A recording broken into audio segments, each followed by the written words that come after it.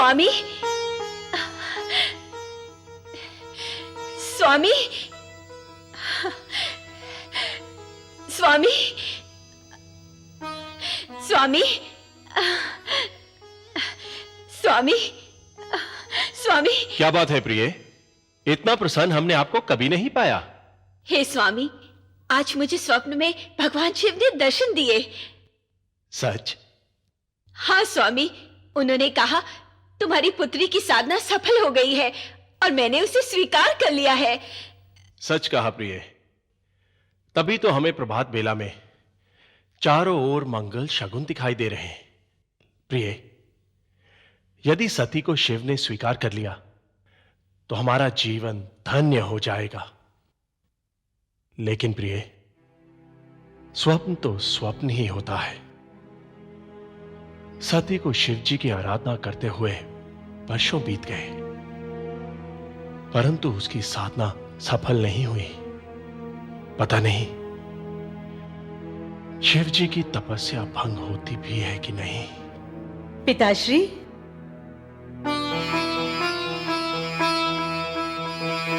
सती,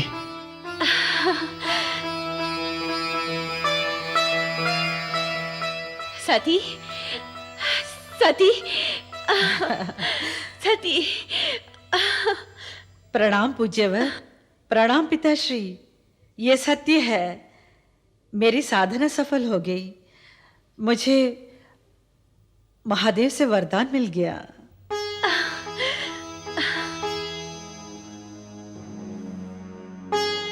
क्या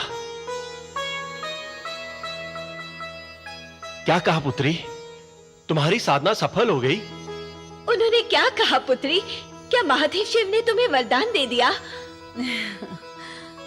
हाँ माताश्री। हे पुत्री, ये वरदान तुम्हें नहीं, हमें मिला है। हमें।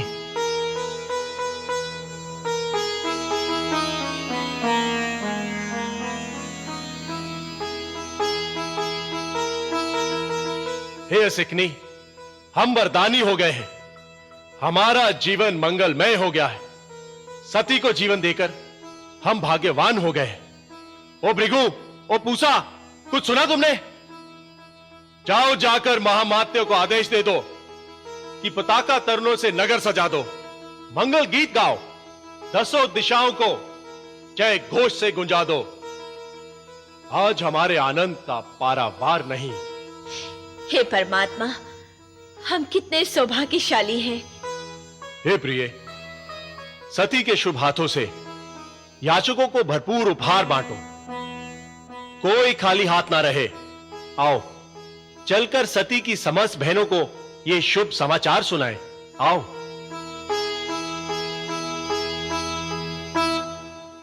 देखा पूसा जी, अपने ज्येष्ठ भ्राता श्री सठ्याकर कैसे प्रसन्न हो रहे हैं।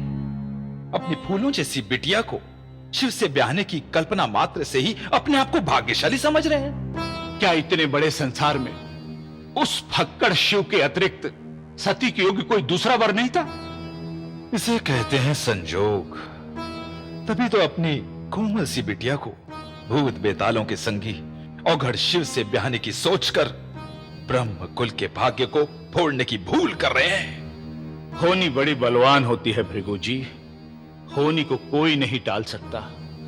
इस विवाह को रोकना अब हमारे बस की बात नहीं। हाँ पूसा जी, विनाश काले विपरीत बुद्धि।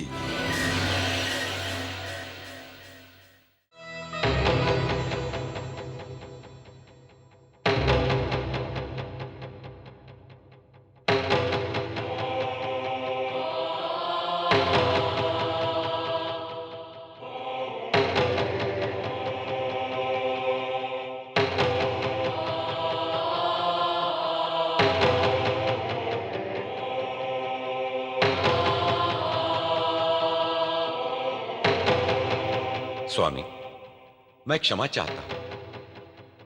मैंने अपने संपूर्ण सेवा काल में आपको कभी भी इतना अधीर और विचलित नहीं पाया, परंतु आज स्वामी। प्रिय नंदी,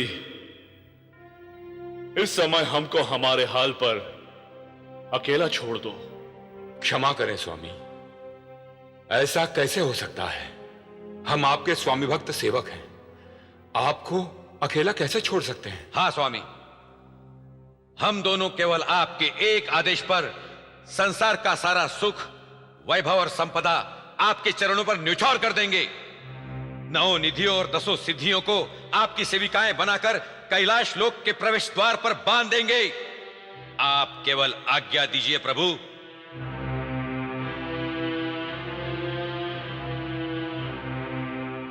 बोलिए प्रभु, आपकी बेचैनी का क्या कारण है? कुछ नहीं भृंगी, कुछ नहीं। हां प्रभु, आपके शांत मुख का मानचित्र बता रहा है कि इसके पीछे अवश्य कोई कारण है जो रह रहकर आपको अधीर कर रहा है प्रभु। आपके नेत्रों की मस्ती पर चिंता की घटाटोप घटाएं क्यों छाई हुई है प्रभु? बस यूं ही भृंगी। भगवंत, हम आपके रोम रोम की भाषा को भली भांति जानते हैं। आपके अधरों की मुस्कान ने बेचैनी का जो आवरण ओढ़ रखा है, उससे हम भी बेचैन हैं। वैसे ये प्रेम रोग के लक्षण प्रतीत होते हैं प्रभु। अब हम क्या बताएं नंदी, कैसे बताएं? प्रभु, प्रेम रोग कोई असाध्य रोग नहीं होता। यदि समय पर इसका उपचार किया जाए तो यही प्रेम रोग वरदान बन जाता है। बोलिए, आपकी समस्या क्या है प्रभु? सेवको, तुम्हें तो ज्ञात है, दक्ष पुत्री सती ने अपनी साधना से हमारे पाषाण हृदय को पिघला दिया है। हाँ हाँ स्वामी, ये हमें ज्ञात है। और हमने भी प्रसन्न होकर जब सती से प्रेम उपहार मांगा तो उस कल्याणी ने हमें वचनबद्ध कर दिया। स्वामी, यदि वचनबद्धता ही आपकी अधीरता का कारण है तो आप अपने वचन को तुरंत पूर्ण कीजिए स्वामी। कैसे करें? यही तो हमारी चिंता का मुख्य कारण है भक्तों। हमने सती को वचन दिया है कि हम उसके पिता दक्ष से उसे मांगेंगे, परंतु हम समझ गए स्वामी। भली भांति समझ गए। अब तुम ही बताओ नंदी कि हम कैसे दक्ष के द्वार पर याचक बनकर सती की याचना करें। यही हमारी मुख्य समस्या है। भगवान, ये तो एक साधारण समस्या है जिसका समाधान अत्यंत सरल है। स्मरण है प्रभु, देवताओं ने ब्रह्मा जी के समक्ष आपसे विवाह का वरदान मांगा था। हाँ हाँ, मांगा था। तो प्रभु, आपको ब्रह्मा जी से तुरंत भेंट करनी चाहिए, जो आपका मान रखने के लिए कोई ना कोई सम्मानित मार्ग अवश्य खोज निकालेंगे। ठीक है नंदी, ब्रह्मा जी ही हमारी समस्या का निदान है। वो ही हमारी चिंता रूपी रोग का सर्वोत्तम उपचार है। इसीलिए हम उन्हीं की शरण में जाएंगे।